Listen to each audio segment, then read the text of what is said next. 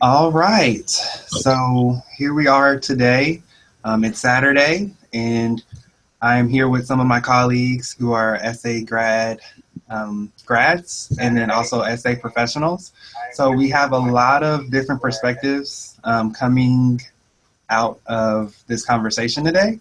My name is Derek Robinson. I am a Student Life and Service Coordinator at the University of Houston, Victoria. Woo! I just graduated in May from Indiana State University, so I moved 17 hours from Indiana to Texas. I've really enjoyed my experience so far, and I'm going to let everyone else introduce themselves. So I should have let the ladies probably introduce themselves first, but I'll let them go ahead and go. So who wants to start off? Let's start with Tryanne. Hi, I'm Tryanne Smith. I'm in my second year of my master's program at Clemson University. What's your position? Sorry, I'm a graduate community director. I work in housing. Awesome.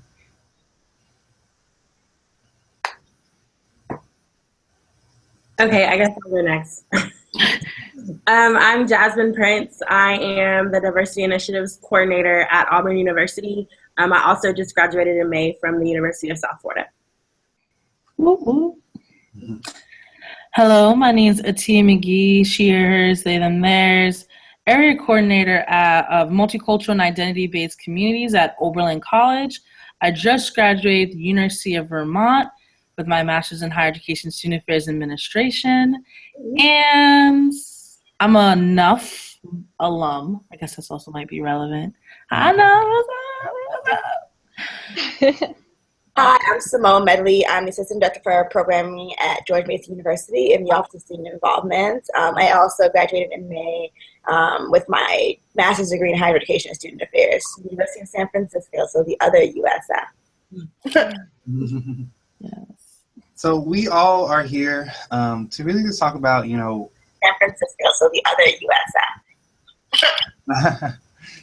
Awesome. So we're all here today to really just talk about what does self-care mean in this field, or how do you balance your work life and professional life in student affairs? I think it's a really important conversation to have, especially after the post-election or job searching, or we definitely wanted to have that conversation now since FLSA is currently into play and it's going to have that effect. So as a group collectively, we have made up some questions. And I think with this application, you all who are watching us right now, if you have any questions, you are more than welcome to, put those inputs in. Usually we have a group chat box. And if you have any questions or you want to ask any of us any questions of how we're, balancing our work-life balance in student affairs, you're more than welcome to do that. So collectively, we have made some questions for you all. Or we're going to answer some questions that we thought would be great to kind of talk about, how do we navigate in this field? Most of us are coming from a very young perspective or new professional perspective, and I think that's refreshing because eventually we will be those directors or those upcoming professionals in the field. And to hear how, younger student affairs professionals are navigating that, I think is important because usually, after 5 years being in this field, there's a high turnover rate or burnout, or usually people no longer want to be in the field. So I kind of wanted to bring some colleagues together and talk about, what their perspective is on this and how we can move forward from this. So I guess our first question is, what does work-life balance mean in student affairs, and does that truly exist? I'm going to let some of my colleagues give a perspective on that. So.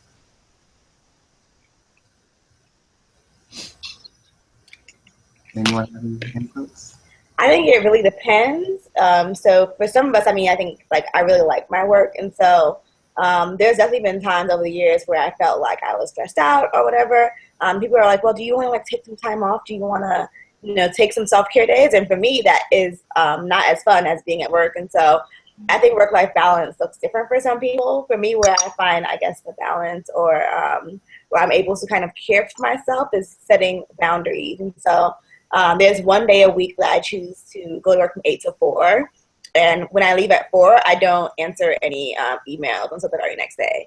And so that's one of the ways that I care for myself, is knowing that there's a day that I have it designated as my day, because I also, answer group meets and text messages at midnight and on the weekends. And so that one day, Tuesdays is my one day when I know that after 4 o'clock, I'm just me. I'm not me at work. Tryon, can you talk about your experience as a graduate student and navigating residential life? Yeah, for me, it's definitely more of a blend. If I'm on call and I get a call at midnight, I'm going to respond. I'm going to be there and be present in the moment. But what does that look like if I'm trying to work at 8 a.m. the next day? So for me, it's really more of a blend, and it's hard for me to separate right now, and I'm okay with that. But I think having the good communication with my supervisors and knowing if I need that time to take for myself, they know I work in housing, they know what I'm doing, and they're more than willing to give that to me. Awesome. Tia, let's hear your perspective. I know you have. So when I was a grad student at UVM, I worked in Res Life. I was an RA for 3 years, and I'm still working in Res Life. And the best advice I was given was to think about it as fusion, thinking about how can I not say I need to work only 8 hours a day, but say how can I work maybe 10, 11, but in between instead of at 1 o'clock going to a meeting, at 1 o'clock Atia's taking her midday nap, because I need my midday naps, and talking and working with my supervisor to talk about the fluidity of a day. I'm single, I don't have children, I don't have a lot of things in which I put my time or energy towards, and that's structured. And so my idea of work-life balance and fusion is more so making my hours fluid. So I will answer an email at 10 p.m., maybe because I didn't go on until 1 p.m. because I decided that I want to work on my apartment in the morning. Now with FLSA, that's different because you need a constant structure with hours. So my new work-life fusion after talking to my supervisor is I'm not 9 to 5. There's some days I'm 8 to 6 and some days I'm 10 to 7, but my Fridays is 10 to 3. And so that's something you have to work out with your supervisor. And it's also knowing what is important to you in the immediate and know it's going to change. So as a grad student, I was all about the NASPA and ACPA world and getting involved. As a new professional, I just need to learn my job and learn how to get sleep. But sleep that's rejuvenating, not sleep, not just to do a next day function. And so even if you feel like you have mastered your idea of self-care or work-life balance, it will quickly change when you go from grad school to professional or change offices.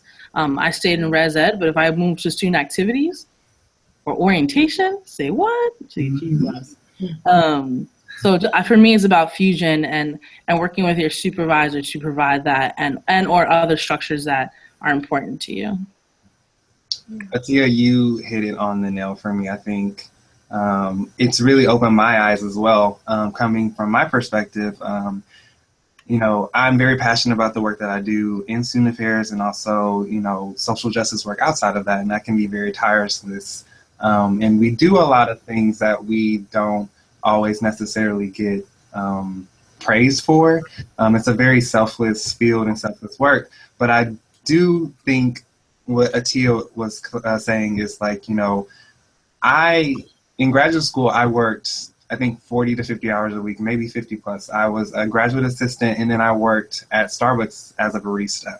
And I thought that I was going to be fully prepared for the full-time work-life environment. And I truly do believe that helped. But until you actually get on the other side, and now that I'm in student life or, being a full-time professional in student affairs, it's a different ballgame. And even if you feel completely you feel like you're ready. There's just no experience of transitioning from that student to professional. I truly appreciate that, but at the same time, like what Atia says, self-care for me, I'm really reevaluating what that means to me as well. I usually am an extrovert, but now after, being, full-time and working with students all day, I literally love my introvert time when I go home to an apartment and it's just me. And my health is extremely important to me. I've been working out more than I usually have in the past. So I'm a big runner, and that's a way for me to relieve stress. So I think self-care, it's a big buzzword in student affairs, and I think everyone hits their self-care limits, but I think at the same time, it has to be different for everyone. And I think that's the conversation that I think I wanted to really elaborate on, because as you're hearing, self-care is not just one thing. It's not just a one-track thing. And, you know, just how we get into student affairs, it's not just a one-track way to get into student affairs. But that's just my perspective. I know Jasmine has a perspective as well, so I'll let her talk about it. So, so for me as a grad, I didn't really think that work-life balance existed because it wasn't modeled in the best way for me. And the people that I worked with like loved their jobs and were completely like committed to students. And that's not a bad thing. Like I loved seeing professionals who truly cared about the work that they did, but that wasn't a great model of how to balance work and life. And so as a graduate student, I didn't think as a professional like that was a thing at all. I think for me, what has helped me to kind of understand is that my job is not in student affairs. It's not a programming job. It's in academic affairs, where it's or like 9 to 6.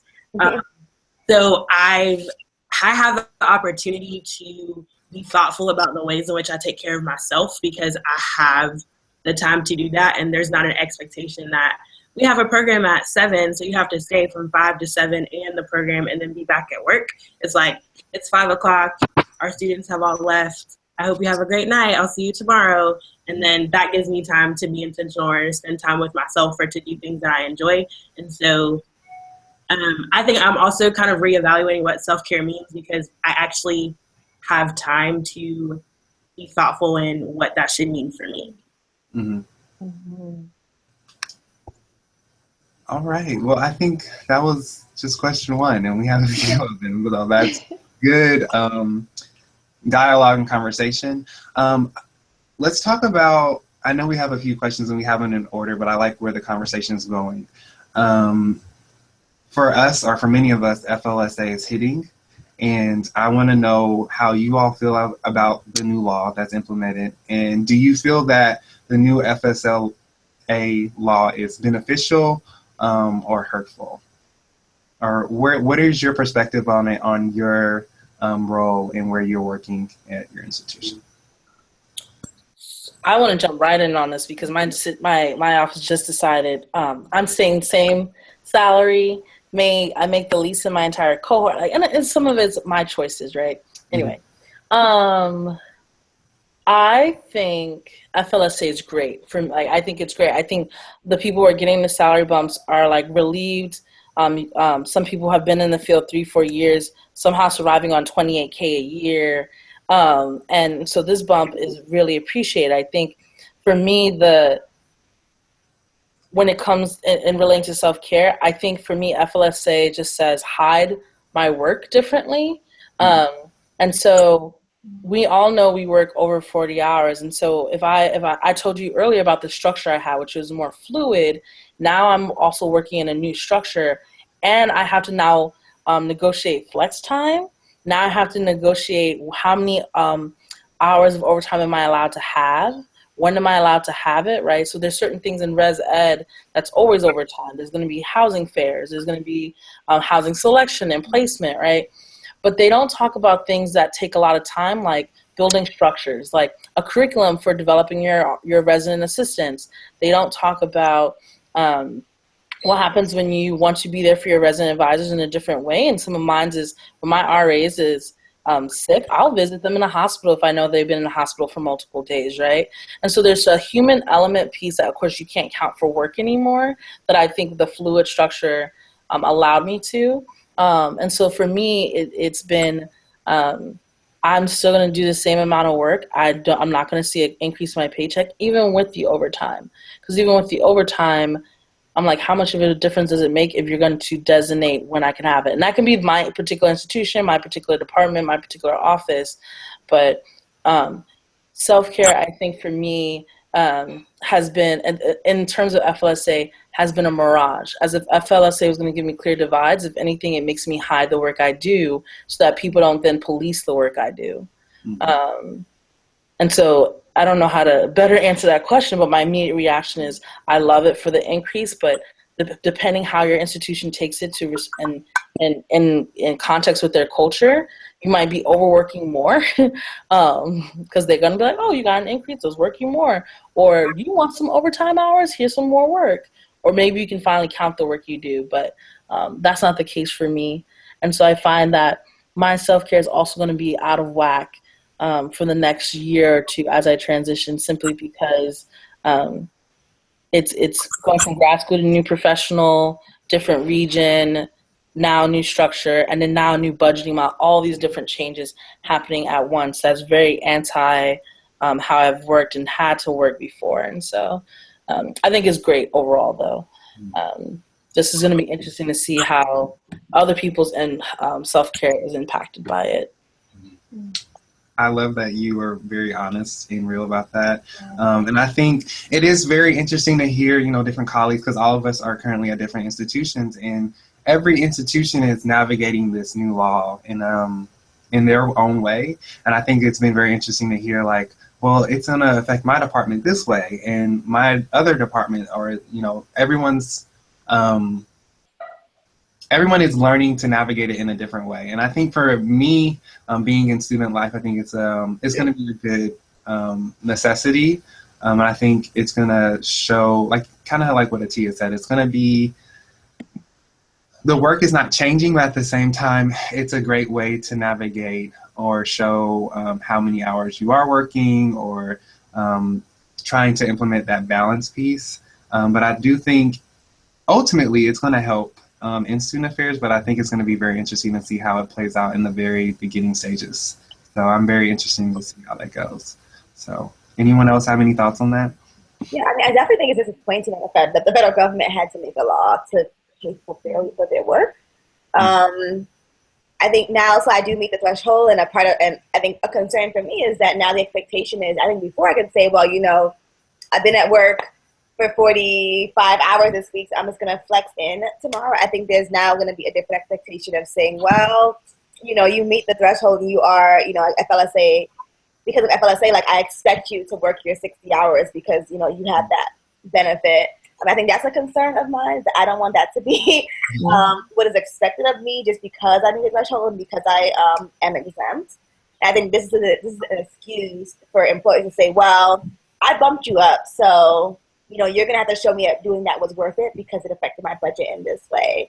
I think that's a fear that I have, but I am really disappointed that, knowing about FLSA for a while now, and that institutions are now choosing to decide how they're going to figure out how they're going to implement it because the December 1st date is coming up.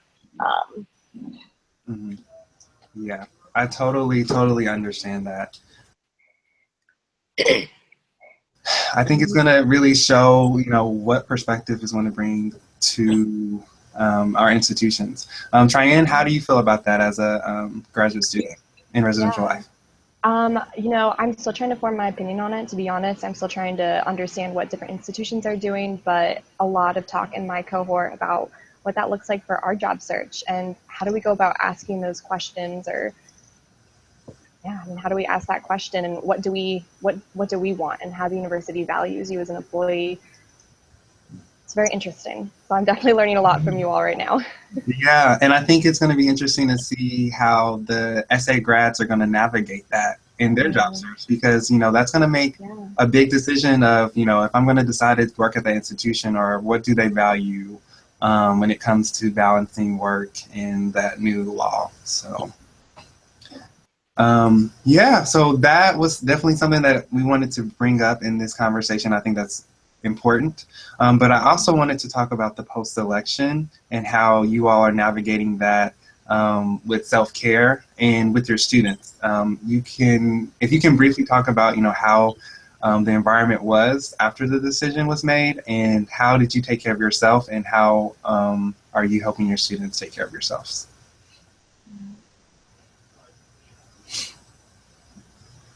So at Auburn, so Alabama is a red state, and for all of my life, I think Alabama has been a red state. So Auburn lays within the Black Belt, so very just conservative views in general as a Southern school. And so I remember coming to work the day after the election and kind of still being in shock, and knowing that I was in an office where I would feel supported and that I could talk about it and process. But got a text message. It was like, did you see Tumors Corner, which is this very historical piece of downtown, and they roll the trees in Tumors after major athletic wins and graduation and things like that. So like major school victories, people roll Tumors. But after the election, Tumors got rolled.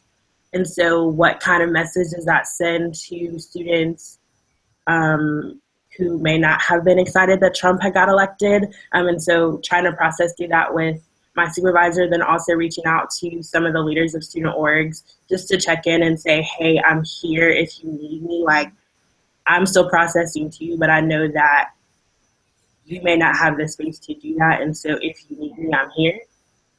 But it was an interesting environment at Auburn, and administration didn't really say anything. So it was kind of, if you knew people that you could process with, that was great. But there wasn't this overall, like, we're here to process with you. So I was happy to be in an office where I could process with other people. Awesome. In Texas, and at my institution, we did have an overview of our briefing for students to have their, opinions about what happened and who was elected, and I thought that was great. And I think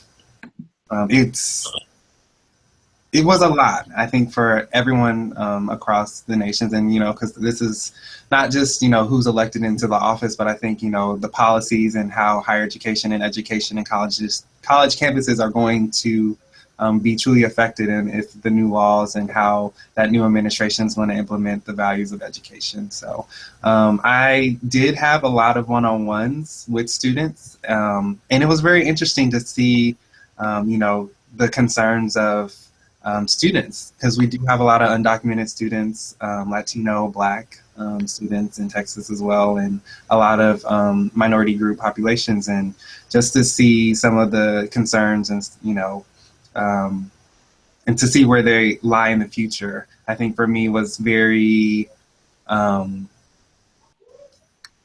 just very interesting to see. And I, because I had my concerns about who was going to be elected as well, but I definitely wanted to be there for my students. But I think for me, I wanted to make sure that I was taking care of myself as well, because I definitely, sent that phone call home to make sure everything was okay, or just making sure that my family was okay as well, because I know if I'm not taking care of myself, I know my students probably feel the same way about their family and friends. So. But yeah, it's been definitely an interesting time period to see all of this happening and seeing where the new year and FLSA is going to go. So any other opinions on that, y'all? Or any experiences that y'all had as well? So Yeah, the day, Let's hear you. No, go. So the day after first of all, I watched the election and I was just like, okay, this is where I'm at. Ohio's red. My county is barely red, but it's still red. We've had a history of ultra rights coming on campus or being near campus. We're a private school, but we're surrounded by a lot of public space. And Ohio context is we're open carry state. And so you have Trump win, and the first panic is, what does that mean, right? The next day, we had 3 Black students arrested, racial profiling. By Thursday, 11 o'clock, there was a protest that had over 300 something students. It's all over the media. And then, of course, the counter protesters came on Friday and Saturday. And we had house lockdowns because of graffiti. We've had a Black professor just be fired for something beforehand. And then you just have a lot of just general, there's a strong history of Oberlin with protesting anti-Blackness, anti-Semitism, and stuff like that, right? So coming in as a new professional, not expecting him to win, but also getting jumped into this culture, I had a moment of people kept checking in of like, are you okay? Are you okay? Mm-hmm. But my self-care happened to be, I left for NASPA Region 4 West East, and now I'm at a retreat right now with ACPA, was physically removing myself from the campus and saying, well, shit, I feel guilty, but the work's going to be there when I come back too, right? I literally had to leave because I found myself, I'm in charge of 11 buildings, and they're all, and I'm multicultural and identity-based communities. What does that mean? Africana house, woman and trans house. I got all these different identity houses that are all suffering in different ways. And so for me, it was like doing walkthroughs at 10 o'clock at night when you're not on duty. But it means like holding spaces for folks virtually, giving your phone out to more students than maybe you want to. And we could talk about balance that, but that's my philosophy of how I want to engage with some of my students, especially since I want to work with marginalized identities. And so for me, self-care wasn't a thing. Self-care was, as long as I woke up the next day and was living, I've already proven that I'm the radical self-act that Audre Lorde talks about. But then it came to a point where people kept asking things of me because they couldn't see that I was suffering, because I just kept going like business is normal. Mm-hmm. And so I literally had to go, is this part of my job or is this because I'm Black? Like, and answer that question, right? The identity politics. And when you tell me it's part of my job, that means my grad can do it. That means my supervisor can do it. It doesn't have to be all on me. And so as one of the few people of color and one of the few openly person of color in my department and in my division, I had to be transparent and being like, yeah, we talking about racial profiling and all this different discriminations and isms, but I'm gonna need you to realize I can't do there. I can't stand at the protest for 7 hours protecting students from All Lives Matter folks and Trump by myself, in terms of by myself from the department. And so post-election was hard simply because the blurred line between what is my work versus what my body was used to do as a Black body. Because if it was simply my work, you would have gotten white folks to do it too. You would have gotten the Christians to do it. You would have gotten the hetero, right? And so the self-care of like coming back, of leaving the space to think about that stuff was definitely needed. Yeah, and check in with folks, because if they can't answer how it's not part of your job, I'm like, that's where identity politics come in. And if you really want me to respond to this as a Black person, not as a Black professional, you need to tell me the difference. So, and they might, most of the time they can't. So, because predominantly my institution, small part of liberal arts, you know.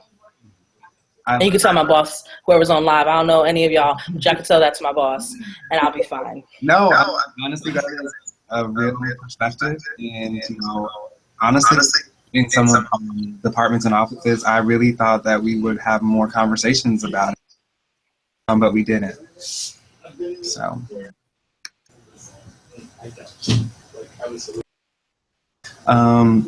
Tryon, how was your perspective as a resident director? You know, before the election, we had dialogues with my staff. We did a common read of the 35 dumb things well-intentioned people say. Talked about that before the election happened. And then election day came, we were on fall break. I think that helped a lot. And then for personal, and then without work related, reaching out to my network, reaching out to my friends, making sure, checking in on folks, making sure that everybody was okay. How's everybody feeling? Awesome. Jasmine, did you have any perspective, or Simone? I mean, I think it's touchy because politics in itself is really personal.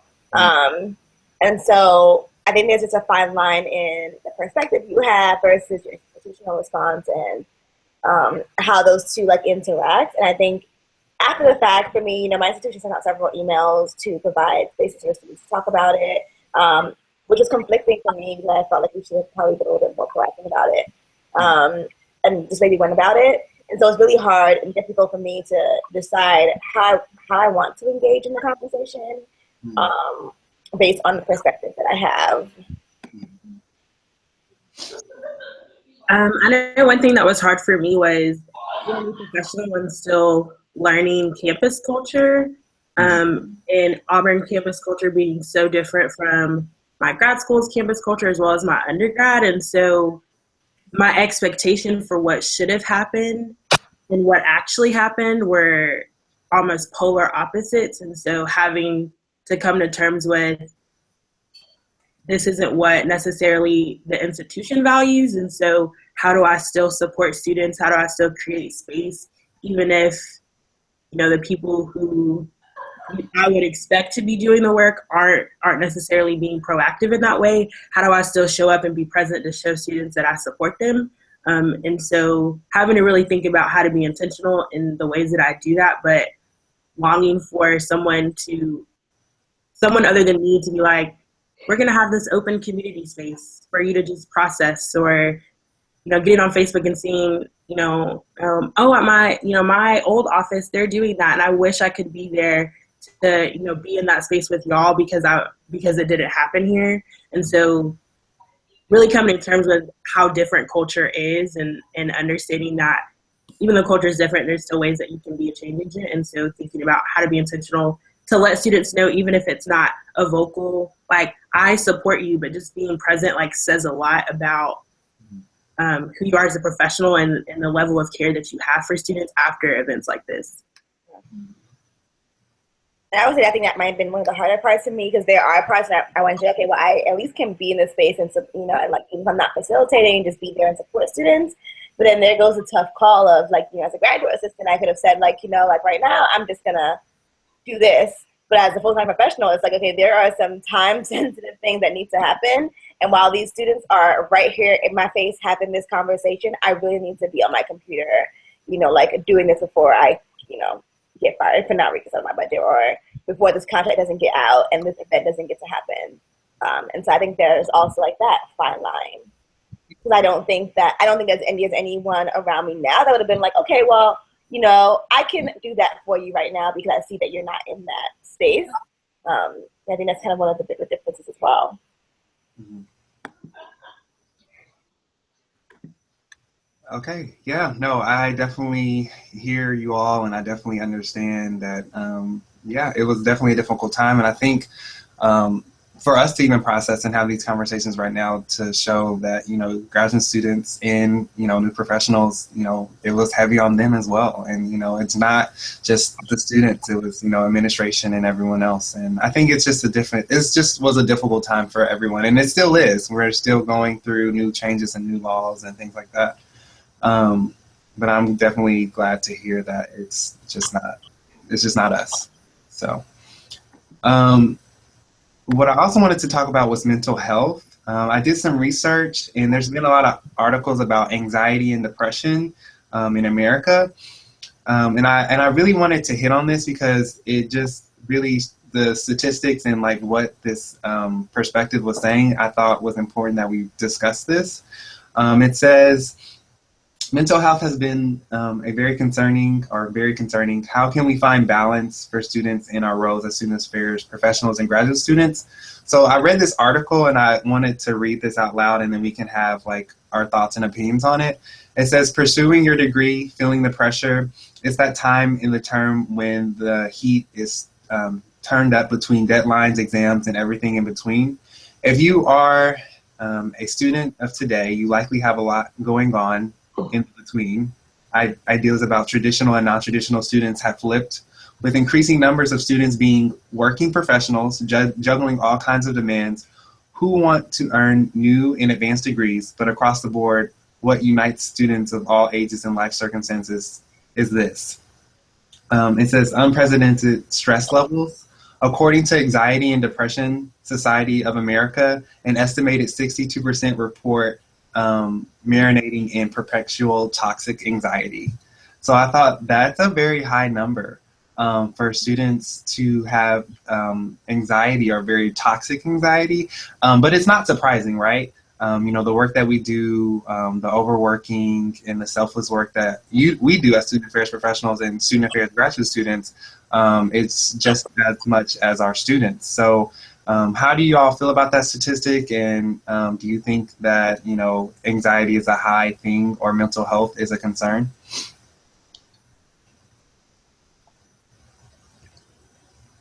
I mean, so absolutely. I think students face both of those things and don't really know that's what they're facing. And we talk a lot about like, oh, you know, like encourage students to, you know, visit our counseling office and encourage students to talk things out. But I think that also comes with like modeling it and saying and making it, I guess, less of a stigma. By saying like, hey, you know, like in casual conversation, just as you would, I went to the dentist, it should be just casual conversation. Say, yeah, you know, I'm out today, I'm going to my therapist, because I think that lets students know this is a normal thing. I should be seeking help. And I think as professionals, we also don't adhere to the same advice that we give students. Like, I think that we should be taking care of our mental health in the same way that we take care of our physical health. If you go to the doctor for a checkup, you should be going to the psychologist for a checkup. You don't have to wait until, you know, everything is crashing and going wrong around you for you to seek help. And I think that's what we do with our students. We wait until they come and say, I'm really stressed out here, or, you know, like, I don't know what to do. That's when we say, like, oh, have you visited the counseling office? Have you, you know, practiced these things? So I think it's something that we need to take more of a bigger focus on, particularly as someone who works in student activities and works with students who are putting on programming all of the time. For me to not acknowledge that that takes a drain on somebody, especially when you are a full-time student and there are other things at play, I think it would be problematic in many ways. Yeah, and you know, the stigma of going to seek mental health or like seek counseling, it's still a big stigma, and I don't understand why that is, but I think, you know, going to counseling or, you know, doing things to help you cope with balancing 15 million things and unrealistic expectations, it's not a bad thing. And I think, like Simone was saying, it's just like, you know, full-time professionals do it all the time, or, you know, people that, you know, you may think have it all together, not necessarily, you know, it's not uncommon for them to do those things to take care of themselves. So, yeah. Any other perspectives? It's not surprising to me. So I went through undergrad and graduate school depression, and the first thing I had to do, and it's not documented in terms of like I get accommodations and stuff, right? Even though it's a major part of my life and how I have to work. And so the first conversation I had when I did my job search was, you need to know this about me, just as visible as my blackness is. And I'm very upfront with my identities, because I also was only searching at blue and liberal schools, right? So I know if I was going to South, it'd be a very different conversation. So I would say the first thing is telling people self-care doesn't also have to look glamorous, because also I think self-care and how we talk about mental health is you're going to go away for 4 months for therapy, like some famous celebrities can do, or you're going to go on a spa, or you're going to get your nails done, you're going to work out for the first time in a long time, and when you sweat, it's going to glisten, and you're going to be the prettiest person in the world when they take the right. There's also a glamorization of what self-care is supposed to look like in order to help towards your anxiety and depression. And literally what I tell my students is like, hey, did you know doing your laundry will significantly shift your mood? And that's a chore. Like, but I tell people, like, when it comes to self-care and how we talk about anxiety, depression, we also have to recognize that there's other factors other than just eating right and exercising. It's the small things, like, did you get out of bed today? All right, yes. Did you brush your teeth? Because when we talk about depression and the signs, we talk about body changes, people, depressive odor, where people start showering less, or they miss things. Like, there's certain like triggers or awareness that the counseling center tells us about when you're training as an RA or anyone. But for some reason, we're like, hey, how about you just take a shower a day? Just like, not saying you stay, just to take a shower and clear your mind. Stand there, waste a little bit more water, stand there for 20 minutes and just have it flow over you. Like, honestly, I think that has done a lot for me. And so I tell my students, I said, what is something that rejuvenates you that you haven't done because you're so stressed out? And I've literally had students say, I have dropped a class, even though it will help me to do X, Y, and Z, because I know I need sleep. And so talking about also the long-term versus short-term self-care. So long-term self-care, Tia needs to go to counseling. Short-term, Tia just needs to brush her teeth. Yeah. So we need to talk about, and the same thing I think was said about going to the doctor. There's some stuff that I have to do long-term for the doctor, and some things I have to do short-term for the doctor. And so I'm not surprised by that. And I think it comes from it being unchecked earlier, and then the glamorization of what self-care looks like. And also, when we talk about stigma, we have the most extreme examples in the media. So we have the bipolar maniac stuff from Empire, where he's literally throwing things, about to put a gun to. It's like, wait, that exists. But you can also show other examples of what does it look like to have bipolar, anxiety, depression. There's a lot of people who are high functioning with these things. But yeah, our images are also of people being broken down. And so I also think we needed that what Simone mentioned about, we need to say it as casual as when we say we're going to a doctor. Mm-hmm. So you're going to be like, wait, you have anxiety? I wouldn't have thought it. And you're like, yeah, I'm functioning with it. And so that piece of like normalizing it. I totally agree. Yeah, you know, all of us are very high achieving and high functioning folks, but I will admit in a heartbeat if I need to take care of me, you know, going to Starbucks or getting that fix. Everybody knows that. Like, I will go and get something that I need just to feel comforted. Or, you know, I think, what is that called? Imposter syndrome. Mm-hmm. I'm learning that, like, kind of what Atia said with the self-care piece. It's like, it's not glamorous at all, actually. Like, self-care can simply just say, I want some fried chicken, I'm going to get some fried chicken. You know what I mean? Or I want to go work out, I'm going to work out. Or anything that would help you relieve your stress. And not just with personal or healthy or financial literacy is self-care to me. Like, I think that's important. Like, making sure that I have a budget for the month and making sure that I plan ahead to make sure that I can get through the month, that helps me relieve my anxiety. Or clear communication, that really is a big piece with me when it comes to self-care. Like, I know that I'm a person that I would like constant communication with my family and friends. And I know everybody's not like that. But I will tell you up front, like, you know I can't talk to you throughout, you know, the week, but, you know, can we set aside a time throughout the week where I can maybe do a FaceTime or text you, you know? So just those little things and getting to know, like, what really will help you be your best for your students and institution and yourself, honestly. And I think that's really knowing yourself and learning yourself throughout time. And I think all of us are getting to that point where we know, you know, what helps us and what doesn't. So, yeah.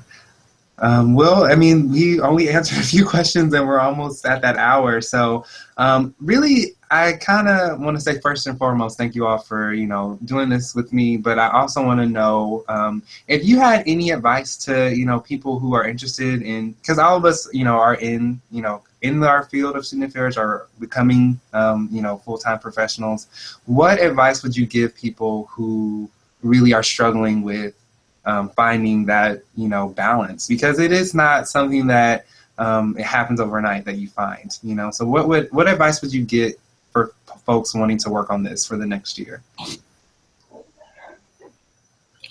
I'm gonna jump right in just because I might have to run out early. And I'm saying this for my queer POCs, my Black women, all that, right? Imposter syndrome, there's the superwoman syndrome, there's all these things, and there's triple jeopardy, and Google these terms, it will change your life. You do not have to make work your priority to live, right? And so we talk about work-life balance, and it's assumed that when we say work-life infusion, for me, work gives more hours than my life, but that is right now. And so once I become more stable, I might say, like, hey, my balance is actually saying I'm going to compartmentalize work from 9 to 5. And my life is going to be the rest. And that works for people. And I would also say, you do not have to do it all. There is more work to be done. It doesn't stop. So the idea of this idea that self-care, what is Audre Lorde, is a radical self-care. Oh gosh, there's an Audre Lorde quote. I need to get back to my Audre Lorde. Read. I think the best thing I've done for self-care is read for liberation. So a lot of things that I've gone through is simply because I needed to find voices that match my own. And so when I read Audre Lorde, Bell Hooks, Melissa Harry Perry, I'm like, the crooked room, all these things, that's what I'm experiencing. Oh my God. And I feel better. I found my narratives. I found people who can connect with me. And lastly, it's not supposed to be overnight. And so don't beat yourself up for something that's not supposed to be overnight. I tell people it's the small things. Like I said, it's doing your dishes, it is washing your clothes. And even if it's 15 minutes a day, I kid you not. Sometimes I literally come home and I literally brush my teeth, I pet my cat, I got myself a therapy cat, and I go, I'm gonna wash 2 dishes even though there's like 100 in my sink right now because it's still 2 cleaner dishes. So you have to remember the small steps, and particularly with identity, you also have to refine your groups, right? So I was only willing to go to counseling when my queer, trans folks and Black folks were like, yo, this is not healthy for you in the long term. So like I said, at the very beginning, work-life balance does not mean work have to come first. The fact we keep calling it work-life balance sounds like it has to be first. You can be life work. You can be life, God and the Holy Grail and the work. You get to prioritize what that is. And if student affairs doesn't like that, I'd rather you leave student affairs with your sanity and with you intact rather than have you out here trying to do good for other people with an empty well. And so I'm not saying leave student affairs, y'all. I'm not saying that. But if that's what it takes, I'd rather have you living the next day. And so who knows where I'm going to be. And a bunch of y'all might have known me from before. I've been in the moment, even though I'm a new professional. But if it means I have to leave my institution, leave my certain parts of my family, do it. But it's going to be small steps. Yeah. I love that perspective. And along with Atia, you know, I'm still very passionate about what I do, but I think I'm learning that, you know, what I learned in grad school and now experiencing as a full-time professional, student affairs is not a sprint. It is a marathon. And I'm being more strategic about what I'm doing, and I'm setting up more boundaries because you can easily burn out in 5 years. And you know, my goal ultimately in student affairs I would love to be a vice president of student affairs. And to be vulnerable or have a personal experience is I battled with wanting to go into my PhD right now or later. And for me, I'm not in a rush for my PhD. And, you know, a lot of people and mentors and people will tell you, you need to do it, or you need to get on it, or, you know, have a plan. And I am going to have a plan and I'm going to do it, but I'm going to do it the way that I want to do it. And I'm going to do my path working full time or, you know, maybe doing it online. And I'm okay with that. And I think for a lot of folks, they're like, oh, I didn't expect that you would want to do it that way. And I've learned that it's about what I need to do to make sure that I'm okay and how I'm going to get through to get to my ultimate goal. So basically, I'm just trying to say, like, ultimately, you make the decisions based off what you are doing as a professional and not anyone else. And I feel like you will be so much happier that you do it that way, because if you don't, like Atia said, you might not be in that, like, you might not want to stay in the field. So do what you have to do in order to make sure that you feel successful. And I honestly, truly want everyone to do that, because it's not about, oh, it's only this pathway to get to the top or to get to where you want to be. It's so not. And don't do that. Please don't. So that's all I got to say.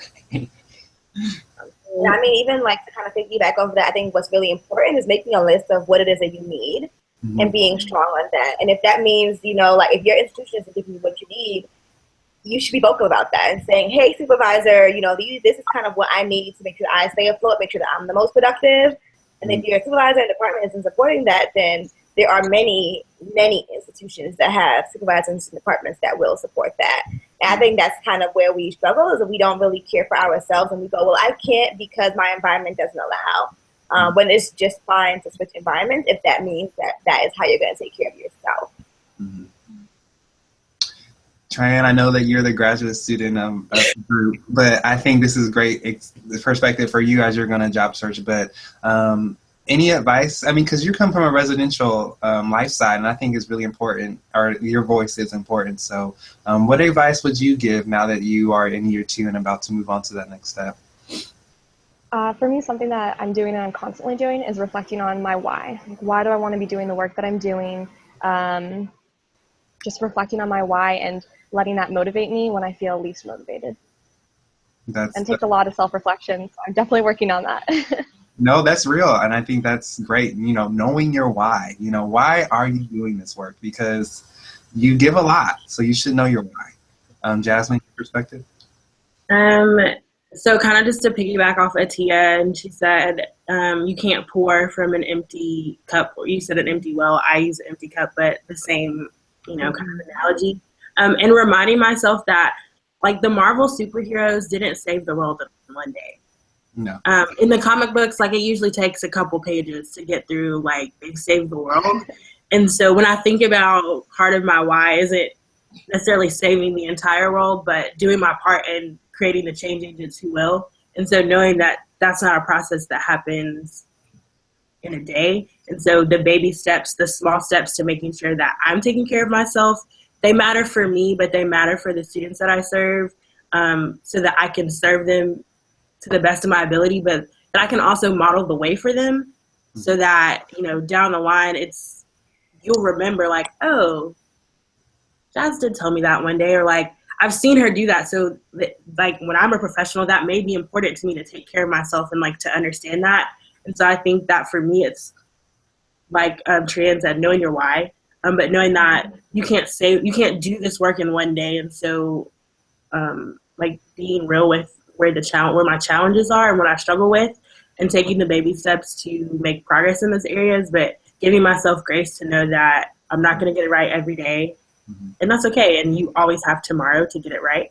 And so trying to process it and compartmentalize it in that way.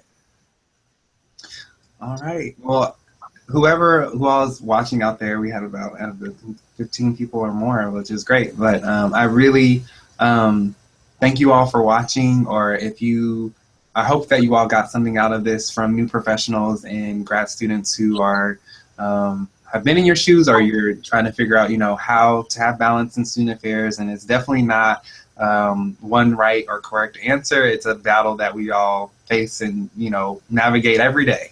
And I think that this panel is definitely a lot of high achieving professionals and graduate students. And as you can see, we don't have all the answers.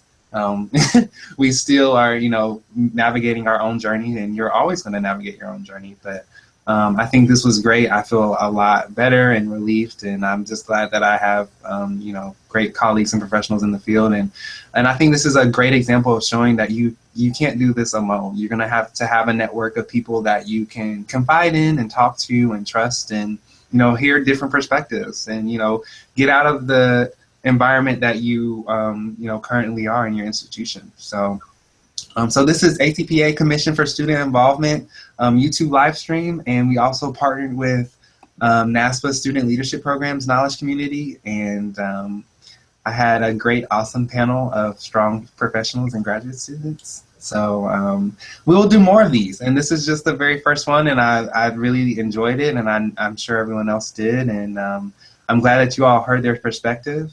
And if you have any questions, or if you want to get our contact information, you can always, send me an email or send these folks emails for guidance or mentorship. I know many of us will either be going to conferences in the future. I'll be at NASPA, and other folks will be at NASPA and ACPA. And I'm actually doing a presentation on kind of a self-care thing at NASPA. So there you go. The conversation never stops. So again, thank you all, the panelists. I really do appreciate you all doing this, and here we are talking about self-care, and we just had a conversation on Saturday about it. So yeah. All right, so thank you all, and we look forward to having more conversation. Bye, beautiful humans. Bye. Bye.